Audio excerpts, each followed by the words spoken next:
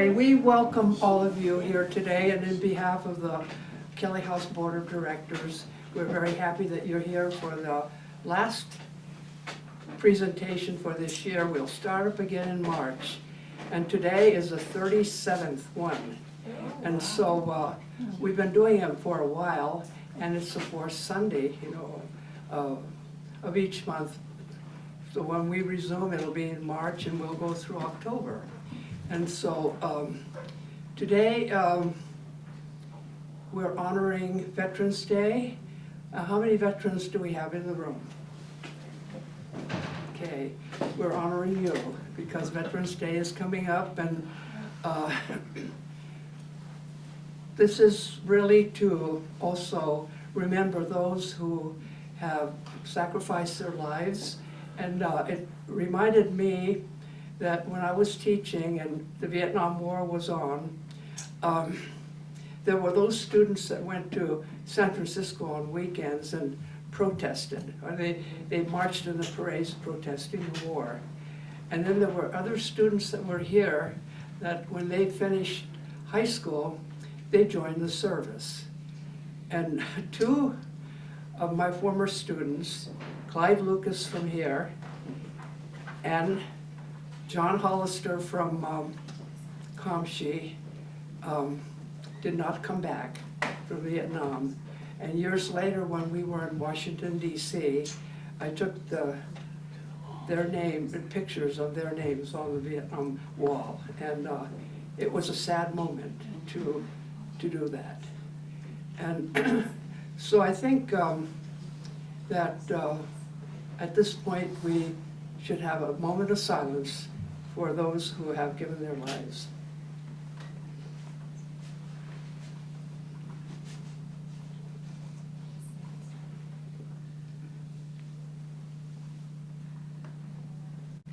And today we're very pleased to have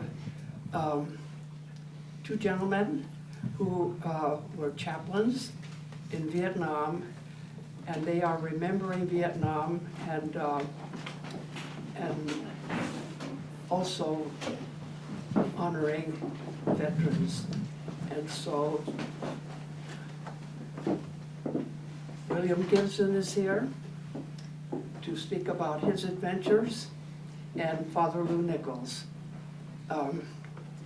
Bill was a former pastor of St. Anthony's, and Father Lou is the present pastor at St. Anthony's. So we're very happy to have them here today.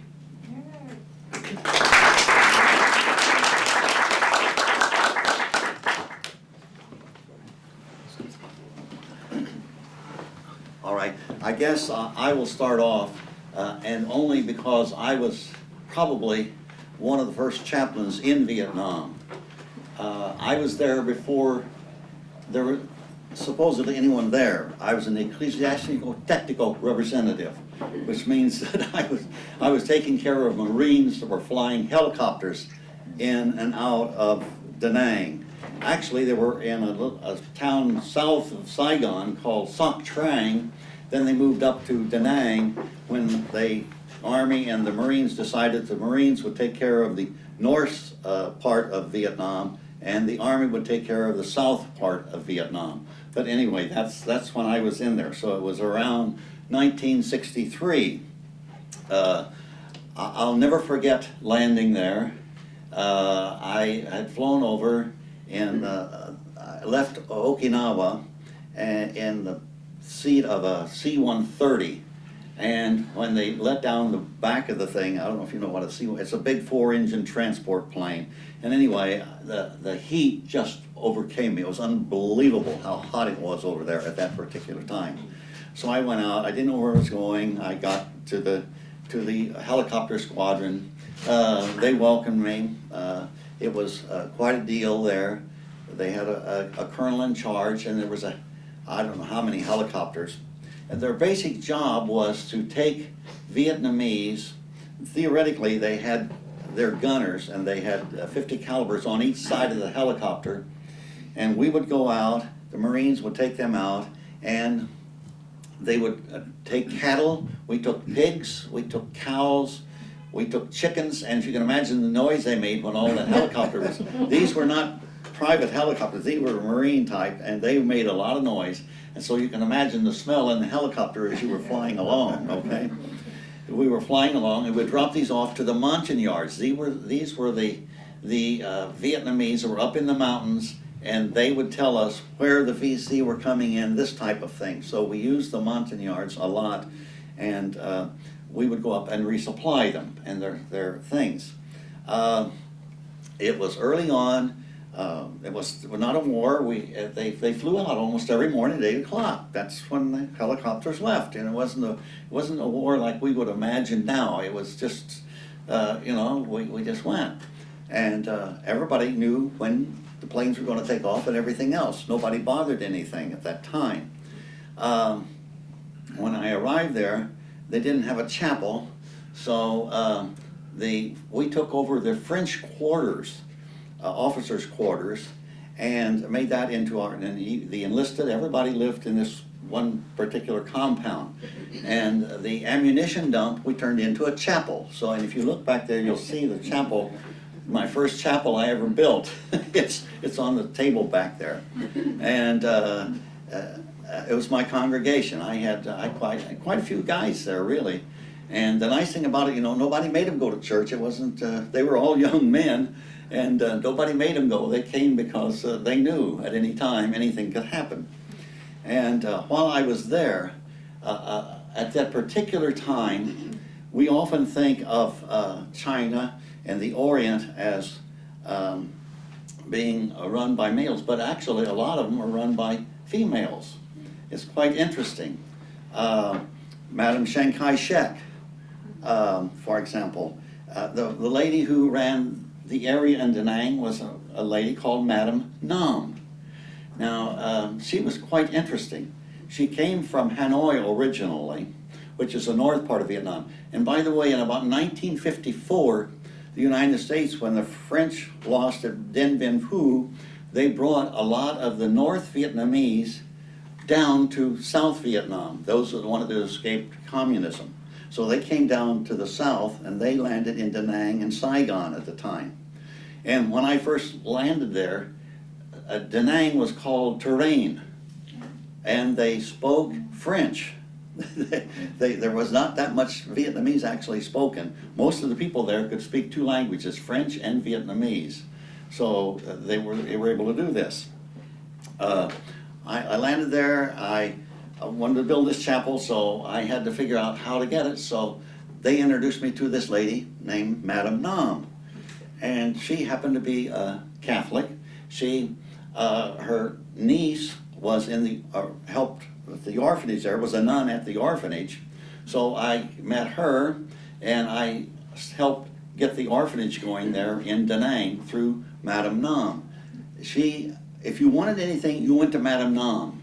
I mean, anything you wanted. If you wanted a haircut, she would go and get you a barber. She would get anybody you wanted for you. This was just the way it was. Supplies, this type of thing. So anyway, she was the one to know. While I was there, I also met another interesting individual. I think he was CIA, but they never tell you. They never tell you who they are. And his name was Ernie Maglino. Now, one night, and we used to go down to Madame Nam's house. She had a French villa that she had gotten from the French. And we used to sit there and drink cognac and coffee until, late at night. And anyway, one night it was just pouring down rain, and I gotten out of my Jeep. I left my raincoat in the Jeep because, well, basically, it was wet and I didn't want to take it in the house.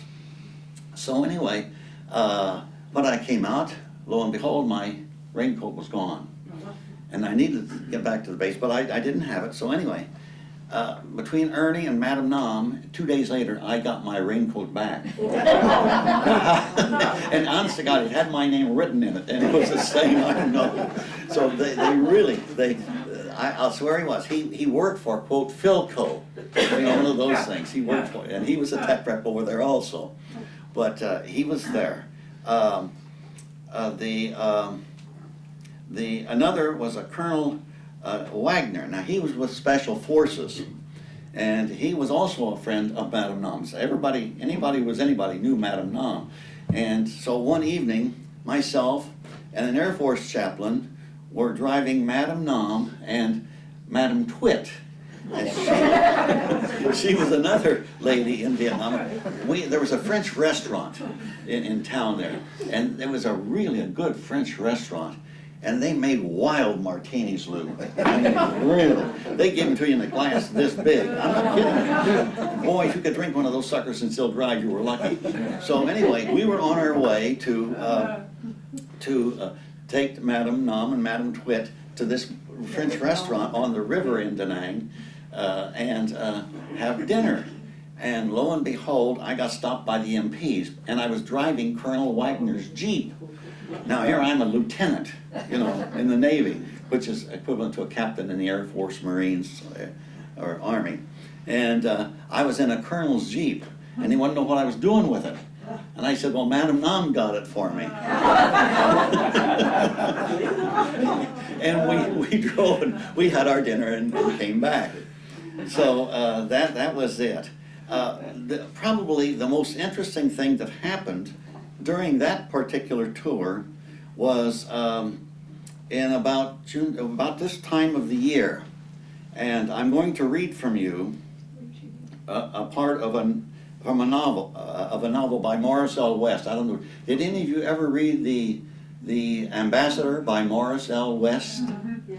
If you read it, it's very interesting. And this is in chapter 5. And I'll tell you, up near the Laotian border, there had been a more spectacular tragedy. A T-28 fighter bomber with an American pilot and Vietnamese crewman had crashed in guerrilla country. A search and rescue party of 12 men in 2 Marine helicopters had set off immediately from Da Nang. Flying at low levels down a river valley, both aircraft had been caught by ground fire from the ridges. One had crashed into the riverbed, the other had limped across the hill and tumbled into the jungle. A second rescue party of 6 helicopters, manned by U.S. Marines and Vietnamese gunners, had reached the scene. They too came under heavy fire and lost 2 wounded and 1 killed. But they dispersed the guerrillas and with rockets, napalm, and machine guns. When they landed beside the wrecked choppers, they found all 12 men dead. And they had flown the bodies back to Da Nang, and they would be brought to Saigon on the morrow for burial. Well, it's not quite true. They brought them back. I was there when they brought them back. Actually, the morning that the crash happened, I had given a doctor communion. He was a wonderful doctor from Cleveland Heights, Ohio. And he had gone to Mass and communion, and when I left, I had flown back to Okinawa that particular day because that's where our supplies came from. Our squadron was located in Okinawa at Futenma Air Base. And then we would fly C-130s from there down to Da Nang. And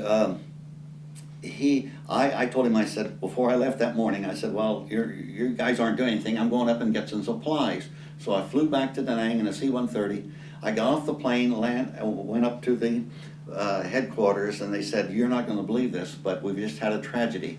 We had 12 men killed this morning. And I said, well, who was in it? And I read the names, and my dearest friend was killed, Dr. Farrell, Dr. Bruce Farrell. And anyway, they sent these out. I went down there. I'm probably the only person that's ever ridden in a Jeep from Okinawa to Japan, because that evening I got another set of orders, went immediately back to Vietnam, and I went to the Air Force, and I said, you got any planes going to Vietnam? And they said, yes, we do have. And I said, can I get it? And they said, there's no room. I says, what do you mean? I said, well, it's loaded with barbed wire and guns and things like that, and there's no seating in it. I said, well, do you have any vehicles? And they said, well, there's a Jeep in there. So I got to sit behind the wheel of a Jeep all the way from Okinawa to Japan. They took me back that evening to this so I could be there when they brought the men in. And it took them about 3 days to recover the men. And by the time they came in, they were all decomposed. because it burned, and then and the interesting is this doctor that was killed wasn't supposed to be on that flight. It was the other doctor. They had two doctors there in the squadron.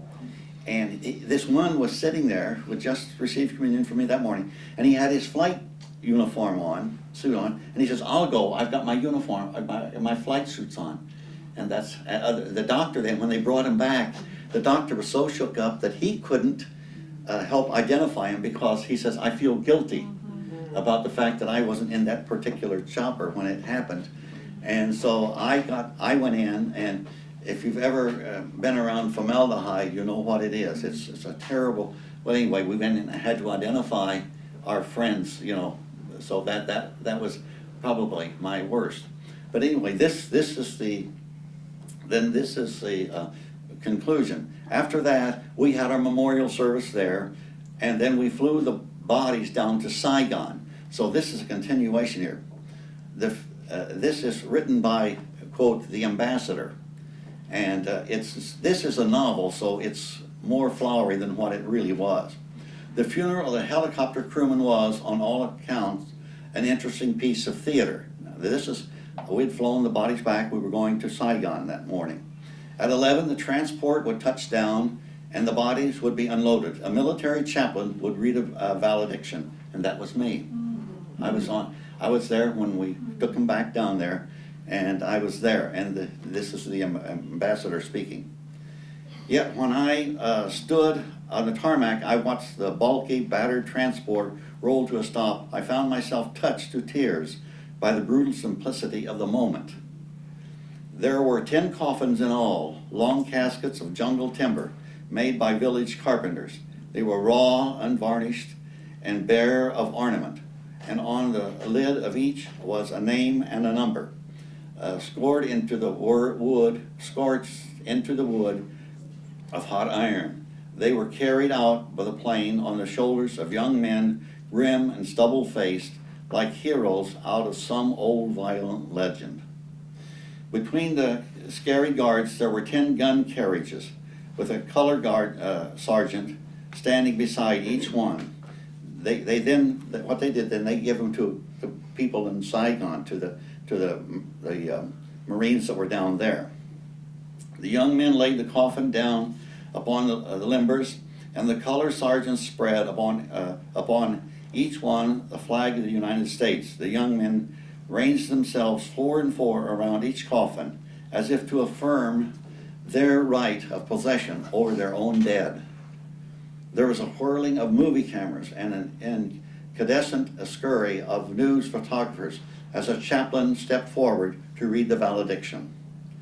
I did not hear the words he read because I was trying to frame my own and struggling at the same time with a pungent guilt for my own hypocrisy. This is interesting. Young men had died violently and would be buried in an alien earth to a sound of gunfire and bugles. Young men, not I, nor Tolliver, nor Chung, nor Harry Offa. These are all, one of them refers to himself, he's the ambassador, the other is the American general, the other is the Vietnamese general. But young men, inheritors of the past, fabricators of the future, who might have bred children, planted gardens, opened new doors to knowledge, seen visions on mountains to which we were blind. Now they were the blind ones, and their mouths would be stopped with mud. Only the worms would breed out of their loins, and rank tropic flowers would feed on their hearts. We were holding a wake for them, but political opportunists like myself had turned it into a mockery. Now what he means by this is that we had the funeral service, the memorial service, was held in Da Nang, where the Marines were, within the squadron. And what they did, see, they brought them down to Saigon so that the military and the politicians could make an issue out of it. And this was the political hypocrisy that was involved in it. So this, and I was a part of it. And you end up in these things and not realize it until after all this has happened. And that's just a part of life, I guess. But that was one of my most harrowing things that happened. While I was there, again, back to Da Nang, I basically just took care of the men and their needs, and if anyone was injured or anything, we did have an officers club, I can tell you this, and it was an illegal officers club, which meant that we couldn't make any money. So drinks were 25 cents a piece. And one evening, they were giving free Scotch rockets away. Now, do any of you know what a Scotch rocket is? Well, it's a drink. It's made with John Bowie and Scotch. That's a great drink. It's a great drink, but it does get to you. And anyway, myself and another officer had solved all the world's problems that night at the bar because they were free. They were giving them away because we had this money we had to get rid of, you know. And so we sat there and solved the world's problems. And I'll never forget it because I woke up in the morning, I guess about 5 o'clock, and it was still dark, the sun was just, and there was a tremendous crash. The bunks that we had then they had nets on them. You had a cot, but it was a bed and then a net around it to keep the mosquitoes away and any varmints that might there. Well, anyway, and there was a slow-moving fan. You've seen these French fans, you know, slow-moving fans. Well, anyway, something fell on my bed, my net, and I thought, oh my God, it's a snake, you know, or something's hit this. I didn't know what it was, but I couldn't see it, and I lay there awake then because it woke me up. And when I finally got to my senses, you know, and I could see, it was a bat just full of lice. And it was making all this noise on my net above my bed. And so I finally got the nerve to get out of bed. Then the only way I could get rid of the how should I say it, the hangover that I had was to run 3 miles. So I ran 3 miles down to the air base, 3 miles back. And by the time I got back, they had shut off the water. There was no water on the base. So here I was in this sweat because in the morning you could really work up a sweat there. It was hot in the morning. So I went through the whole day with this sweaty sweat of, you know, smelling like, I guess, booze. But anyway, we did solve the world's problems that night. So that is my first tour that I spent in Vietnam. Yes. Bill, tell them about the supplies for the Marines when they came in on the invasion. Oh, well, that's the second tour. That's why I'm going there. Okay. The second tour, that was about 9 months later. I had gone back to the States, and I knew they were building up. So they were looking for chaplains who might have had experience over there. Well, I was about one of the only ones that had experience over there. So they sent me back over to Vietnam because I knew enough about what was going on there. And I was sent to the Force Logistics Support Group, Alpha. And my CO there was Colonel Padalino. So when I started off, I didn't make a very good hit with my senior chaplain, who was a captain in the Navy, and I was just a lieutenant. And this is a pretty low grade, you know, lieutenant. And anyway, when the division chaplain decided that I should be transferred from Da Nang, and I went to my colonel and I says, Colonel, I said, I don't think that, I says, do you want me to go? He says, you are my chaplain, he says, and you will stay here. And so the division chaplain called up my colonel and he says, the chaplain says, Colonel, would you come up to my office? And my colonel says, Sir, what is your date of rank? And he said, so-and-so, and he says, mine is such and such. He says, would you come down to my office? And he said, why do you want to transfer Chaplain Gibson out of my unit? And he says, well, I think he needs the experience. And he says, do you know anything about Chaplain Gibson? And He said, yes. He says, did you know he was here before? Yes. How long have you been here? And he says, 3 weeks. He says, who needs experience? You were Chaplain Gibson. Anyway, I didn't get transferred, but I was not loved by the division chaplain. And so much so that what happened was the colonel gave me his Jeep. He didn't need it all the time because he was there and he could get a Jeep anytime he wanted it. So I had the Jeep to travel around to go to different units. And if you want to know what I did, some of the things I did while I was there, it's on my summary of the citation for my Navy commendation. But I didn't get transferred, but I was not necessarily loved by my senior chaplain. And we had a few words here and there, but not many. And as far as when the Marines landed, I was there. And anyway, when we went back there, we still didn't have free, usually when you're in a war zone, you get free postage out. But they hadn't instituted it yet because there hadn't been that many people there. And so all the Marines land. You couldn't buy toothpaste, you couldn't buy stamps, you couldn't buy toothbrushes, you know, just the essential things. But they had feminine hygiene stuff there. Okay? Hair nets, hairspray, and you know what else. And anyway, it was the supply corps. The commissary wasn't full of anything that you could use, in other words. You couldn't even get a stamp, so. Tell them what they use the feminine hygiene for. Oh, well, the Marines used to clean their rifles. That's how they had to get rid of it, because they had to make room to put the other stuff in, see. Yeah, but that's a true story. Yeah. While I was there, when I was leaving, I gotta watch myself here. Yeah, I'm almost over. But anyway, while I was there, when I was leaving, the bishop calls me and he says, I would like to have your 782 gear. Now, 782 gear is, Catholic chaplains didn't use it, did we much? No. But anyway, if we used it, we usually put in a little whiskey if we could find it, because that really helped them a lot. But anyway, and it was an organ. Well, most of them, we didn't have that much music in the Catholic service, but we were assigned this organ.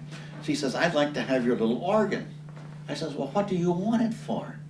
He says, I'd like it for my seminary. I says, Bishop, you don't want that little thing for your seminary. I says, you want a real organ. So I took up a donation for a month among all the Marines in my little parish that I had there. Any place I go, I take a donation for the organ. I got a C-130, a 4-engine plane, flew it up to Hong Kong, and got the Bishop of Da Nang a beautiful organ for his seminary. And there's a letter from the bishop thanking me for that organ back on the platter there. So that was one of the things that I did for the seminary. I took care of there was a Buddhist orphanage there. I met the guy. He made a copy of the thing and gave it to me, and I have since, it was just one of those things I collected, and I don't have it. I got rid of it, but he gave me that, and I gave to we had a Protestant chaplain by that time. He was I had under me was a Jack Mormon. You know what a Jack Mormon is? Okay, he was a Jack Mormon chaplain, and the other was a Christian Scientist. He was under me. And some of them were kind of afraid to go out into the hinterlands because they were assigned there and they didn't have to go anyplace. I would go out into the other places because there were Catholic men there, and I would go out and have services there. And I also, as my citations, in the case there was not a Protestant chaplain there, I would read scripture to them and give them a little talk while I was there. So I did this for them. I can tell you this, the colonel there, as I said, he liked me. That's why he wanted to keep me there. And one time we needed to know how much electricity the electricity plant there in Da Nang could generate. So they wanted me to go down and find out. There was a Swiss fellow there, and I knew him through my friend Ernie Maglino. So he said, they told me to go down and find out how many kilowatts he could generate so they could figure out what they could depend on him for, for electricity. And so I went down and got it from the information from him. And because I knew him from my first tour there.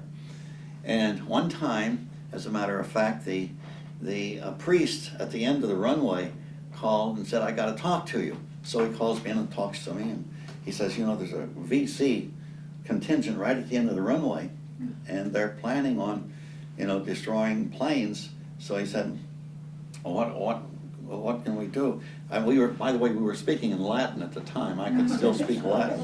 And he was telling me this in Latin. So when he told the general, I went back and told my colonel, he told the general said, well, how'd you find out? And he says, well, my chaplain found out. Well, does he speak Vietnamese? Nobody speaks Latin. So that was we gave them the information, and they went ahead. And lo and behold, there was a group of VC at the end of the runway.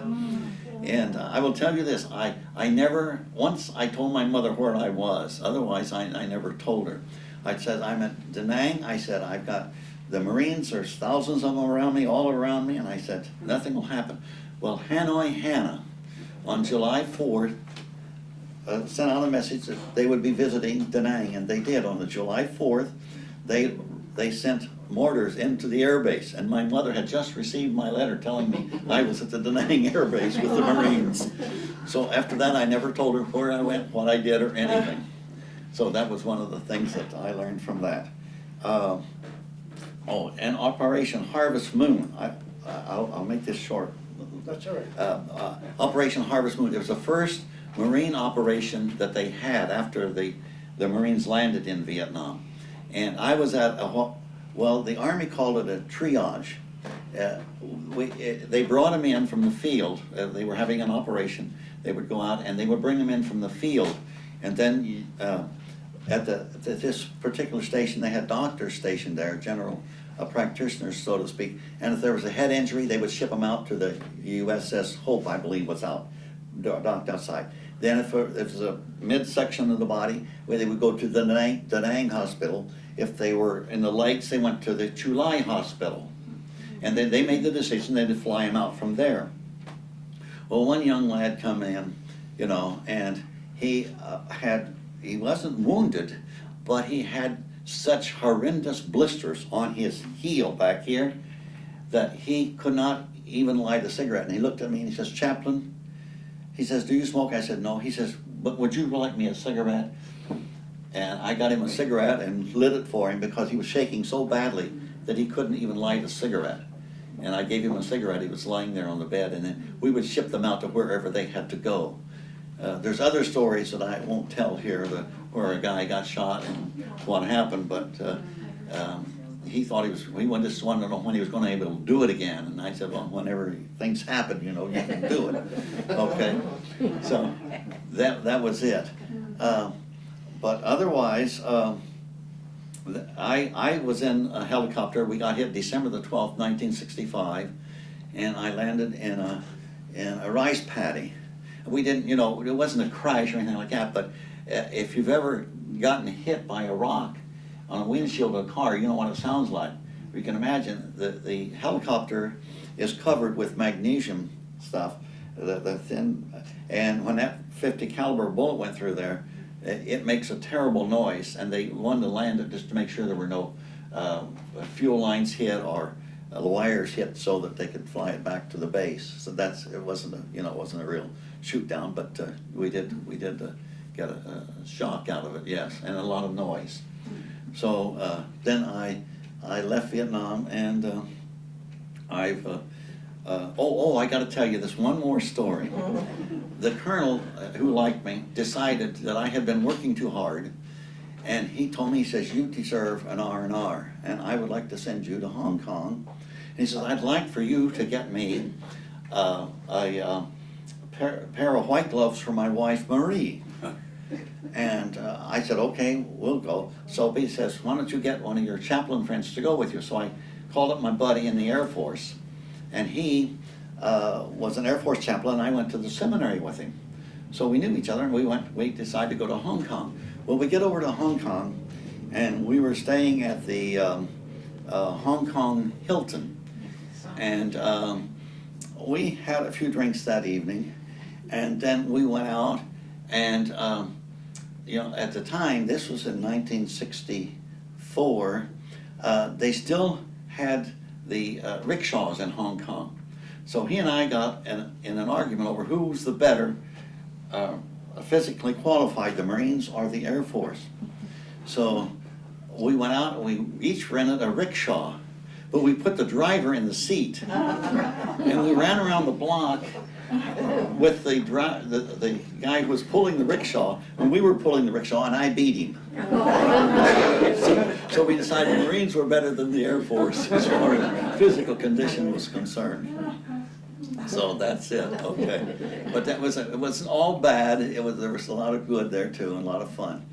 And but I never. By the way, I forgot to get the colonel's wife's gloves. And I went back and I says, Colonel, you're not going to believe this. He says, what, Chaplain? I said, well, I forgot to get Marie's gloves. And he looked at me, he said, you work hard, you sure as hell must play hard. Okay.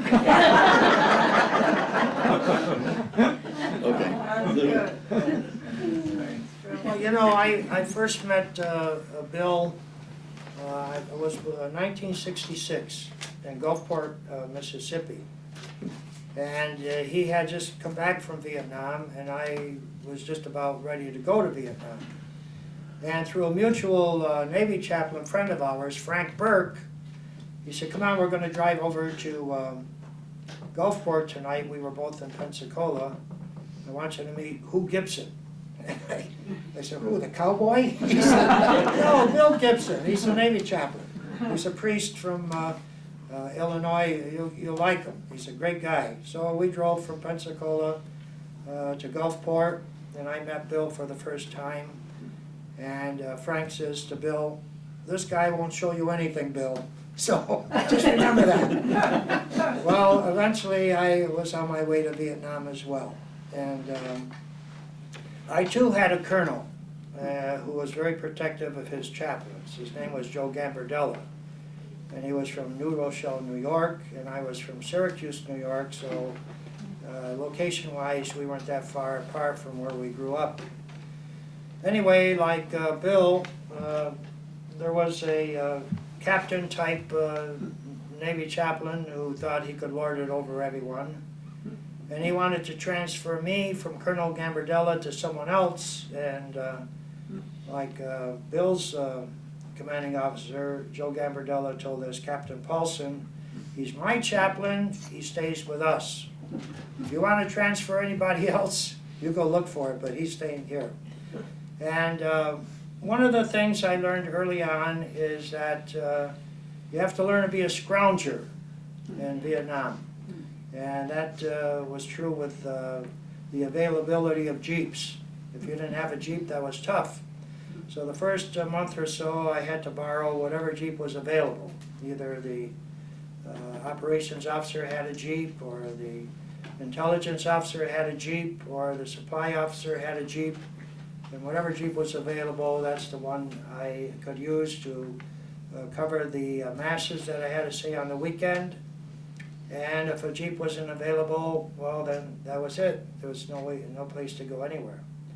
So I had a Puerto Rican clerk who was very street smart, grew up in the Bronx in New York, and he said, Father, you want a Jeep? And I said, where am I going to get one? He said, do you want a Jeep? I said, I want a Jeep. So he and another enlisted Marine went down to Da Nang one night to the Army Officers Club, and they used to lock the steering wheel of the Jeeps with a big chain and a padlock, and I guess these guys came up with some kind of wire cutters or something, but they cut the chain, and he came back with this brown colored Army Jeep, and the next day the Marines were busy painting it Marine Corps green, and they got a wooden sign, and they put Chaplain 3 MP Battalion on it, and they put it under the windshield.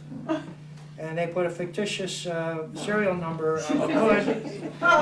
And the colonel saw that Jeep, and he says, "I'm not going to ask you where you got it, and you don't have to tell me where you got it, but I'm glad you got a Jeep." From that day on, we had transportation, and at that time, I was covering 8 different units. I said 8 masses every weekend. Start off at 6 o'clock in the morning, and then get back around 6 o'clock in the evening. And we covered a large area, and Hill 10, which was northwest of Da Nang, and the Elephant Valley, that's what they called it. And I covered the Seabees, I covered elements of the 1st Marine Division, I covered 3 MPs, 1st MPs, a bulk fuel depot where they had tons of ammunition. And there's a lot of herring stories I could talk about. But the one story I want to talk about is we had a young man who was very, very troubled, had deeply psychiatric problems. His aim was to get out of Vietnam as fast as he could and go to Hawaii, where he could be admitted for psychiatric care. And he put in a CHIT, which is a written form asking for a transfer, which always came back denied, denied, denied. And so one day he finally sat on top of a heap of ammunition, tons of ammunition, and he had a grenade in his hand. And he was ready to pull the pin out, and he says, "Unless I get transferred out of here, I'll take everybody with me." And the colonel got one of the young lieutenants who was in charge of that particular company, and he got me to go out there and try to talk to the young man and to give himself up and not do anything drastic. And we talked to him and we talked to him, and he said, "I just want to know, what is the chaplain going to do for me?" And I said, "I'll do whatever I can for you. What do you want?" He said, "I want out of here. I want out of here." And I said, "Well, I'll tell you what, I'll talk to the colonel and I'll try my best to get you out of here and sent to Hawaii." So I'm talking to the colonel. He says, "All right, let's just tell him we're going to do it." And he let go of the grenade and gave it back to the lieutenant. And he came down off of this heap of ammunition, and we went back to see the colonel. And they signed orders for him to go to Hawaii to be submitted for psychiatric examination, and then from there decide what they're going to do with him. But that was the most harrowing experience I had in the early months that I was in Vietnam.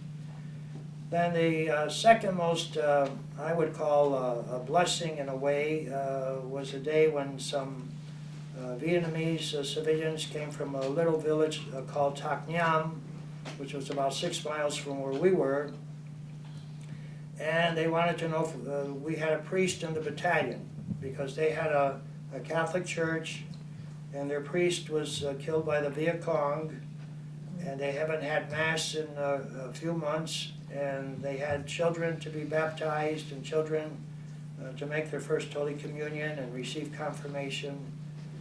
And so they told them at the main gate, "Yes, we do have a priest here," and they wanted to know if I could go out to the village and say Mass.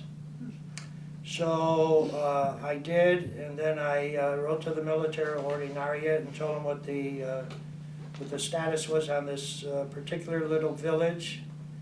And they wrote back to me and they gave me parochial jurisdiction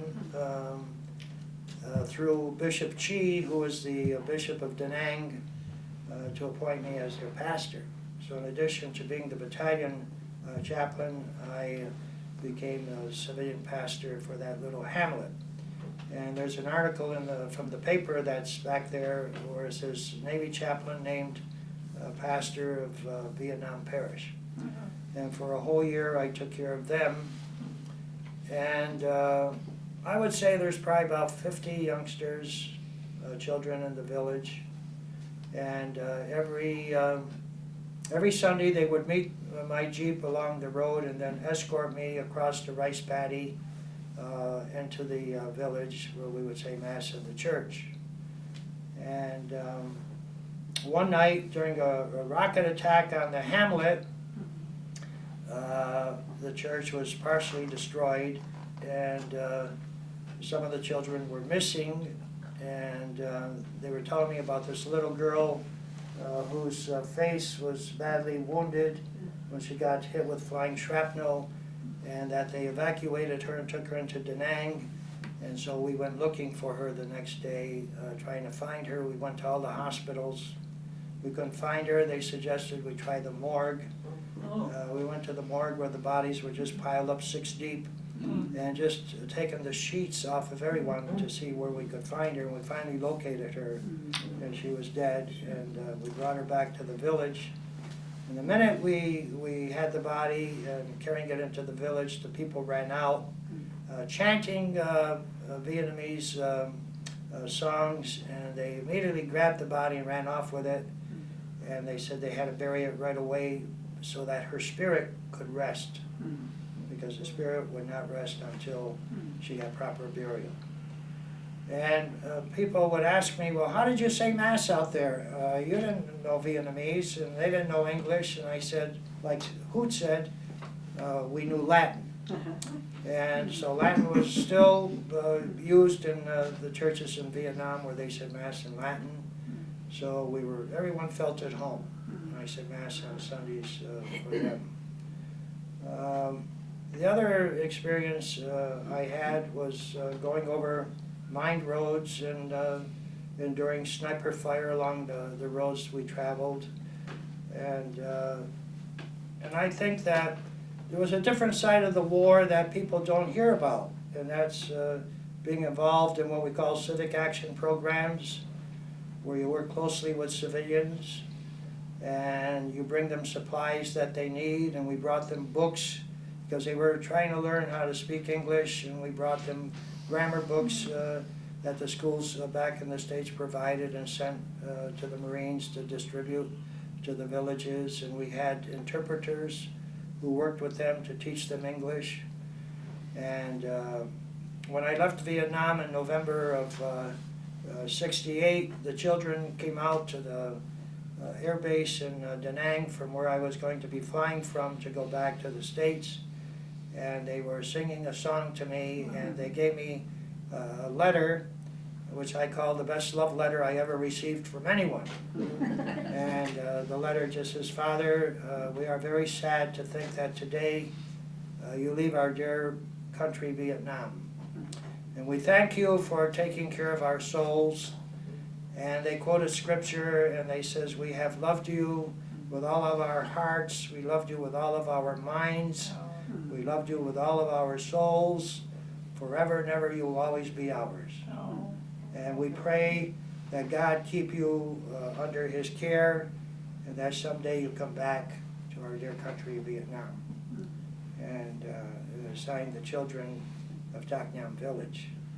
So I kept that letter, and I treasured that letter, and it's still one of my greatest treasures in the world.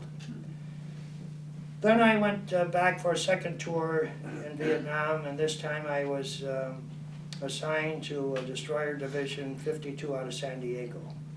And I was in charge of 4 destroyers in our squadron, and every Sunday I would go from ship to ship to say Mass by helicopter. And one Sunday when the pilots picked me up, going from one ship to another, they let me down on the line right on the water so that my feet were touching the water. And they were bouncing me across the ocean, and they finally pulled me back up, and I said, what was the idea? And they said, well, you know, Father, Jesus walked on water. We wanted to see you walk on water too. But you know, these pilots were a class of men by themselves. I mean, they were great guys, all of them. Marine Corps pilots and Navy pilots. They were just top shelf people. And I'm going to tell you a story, and I don't mean to be profane in any way, but I just want to tell you just how they can rig up anything is possible So in this one particular Marine helicopter, you know, they usually have 2 illuminated signs over the cockpit door. One is fasten your seatbelts, and the other one is no smoking. So in this one helicopter, as we were lifting off, the one sign lights up. It says, fasten your seatbelts. And the second sign lit up and it says, kiss your ass goodbye. They removed the no smoking sign and made their own sign. But, you know, there was a lot of tragic things that happened, but there was time for laughs and there was time for just getting together and having a few drinks and enjoying one another's company. And the thing I was most impressed about were all of these young men and just how brave they were and how protective they were of their chaplains and how much they appreciated the chaplains were in their midst. And you know, when you're a battalion chaplain, you're not there just for the people who share the same religious beliefs you share. But I was a chaplain for everyone in that unit, whether they were Protestant or Jewish or Catholic or Orthodox. We were just one family and you were a chaplain to all of them. And they would all go to the service and pray together. I mean, regardless of whether it was a Catholic Mass or whether it was just a plain prayer service, everybody would show up. And we got the bishop to come up when we had confirmation for the Marines who took instructions, Marines who were going to eventually go home and marry Catholic girls. So while they were there, they took instructions to learn more about the Catholic Church and become baptized in the religion of their future brides. And so when it was ready to confirm them, the Marines went down to Da Nang and got Bishop Chi and brought him back up into our battalion. And as he confirmed the Marines, he also confirmed the Vietnamese children. So together, they made their confirmation, and then we had a little reception for everyone afterwards with the bishop and the commanding officer and all of the officers and the enlisted men. We had ice cream, and it was great. And the other thing about my particular assignment in Vietnam was that I was a chaplain to what they call the Marine Corps Brig, which was a unit where the 3rd Military Police would have men in detention for either smoking marijuana or for falling asleep on the post or for going over the hill, AWOL, and then coming back and they would have to be incarcerated. And we also had a POW camp where we had the captured Viet Cong and North Vietnamese. And we had 4 platoons of German police dogs, sentry dogs, and scout dogs, and their handlers.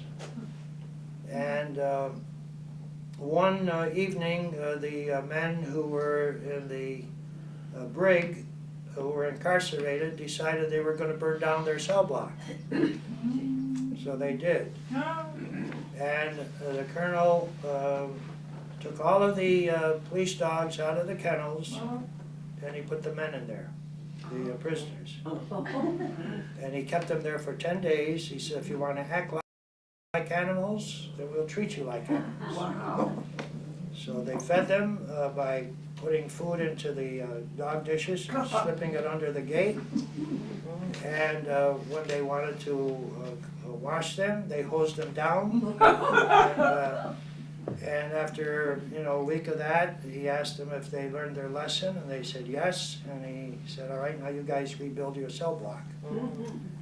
So they got their cinder blocks and the concrete, and they rebuilt the brig. But he was a tough guy, and he was what they call a Mustang. He went into the Marine Corps as a private and came out as a full bird colonel. And his name was Joe Gambardella. He was a tough New York guy, and he understood the human nature better than any psychologist or psychiatrist. But he was very supportive of me as a chaplain, and very supportive of the work that I was doing, and wrote me up for the Navy Commendation Medal. And so I think it was a good year of experience. And then the only other thing that I really experienced, and probably for the first time in my life that I really thought I was coming to an end of my life, was that when I was on the USS Agerholm, one of the destroyers in my division, we were entrapped in a typhoon in the South China Sea, Typhoon Joan. And we were at the mercy of the waves for 5 days. And, we were rocking and rolling. The waves were estimated at 65 feet high, and they came slamming down on top of the ship, and they broke the antennas off, snapped them off like toothpicks. Our number 2 and 3 boilers were out. We took in water. Water was coming through the passageways just like a creek. My shoes and my cover were floating down the passageway. You couldn't go to the mess hall or to the wardroom for meals. They used to come around throwing you sandwiches in plastic bags, peanut butter and jelly sandwiches, and water, and that was it. And a lot of seasickness. The commanding officer, Fred Taylor, says to me, "Father, I hope you're saying your prayers, because we're at the mercy of the waves. You can't steer the ship, just going to have to ride it out." How big did you say the waves were? 65 feet high. Oh. Yeah. Well, did all of the sailors look to you for comfort and I don't think anybody was looking for anything. They were just too sick to go even, you know.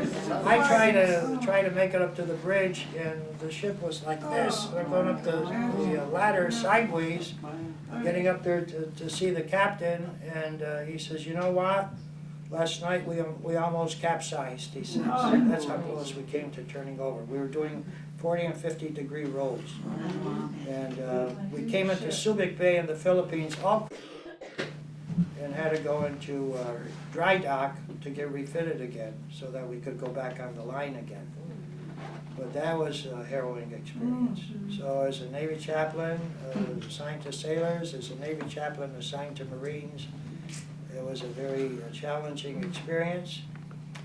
But you know, and I know Bill will agree with me, I think the best ministry, priestly ministry that I've ever experienced, I'm sure that he ever experienced, was in the Navy, and to meet the challenges that came our way, and I think it made us better persons.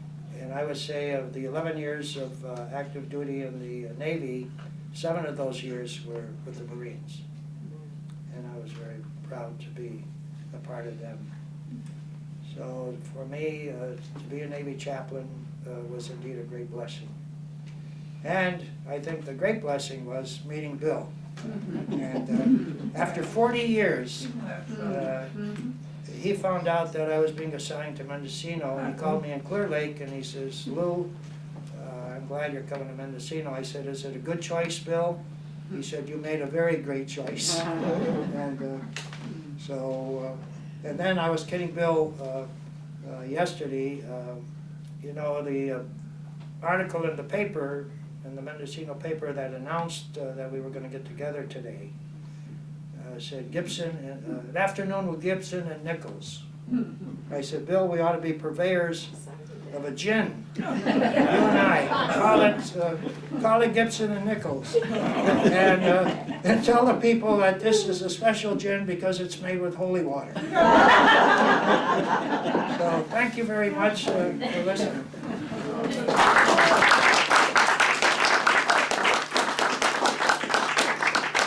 Have you had any contact with the village? I was gonna ask that. Well, you know, I have opportunities to go over there, and this year I hope in November to get transportation from Bangkok into Da Nang and try to get over there and see the village. Now, when Bill went over, I gave him the name of the village, and he asked somebody about it, and they thought they knew where it was, right? Yeah, they knew, and they have a priest there now.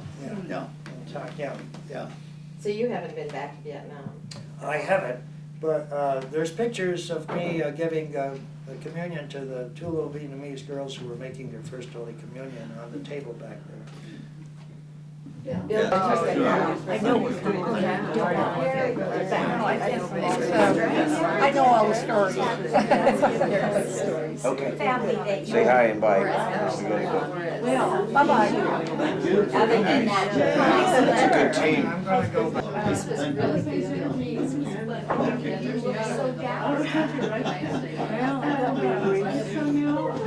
I got that book. I've got it too, I haven't read it.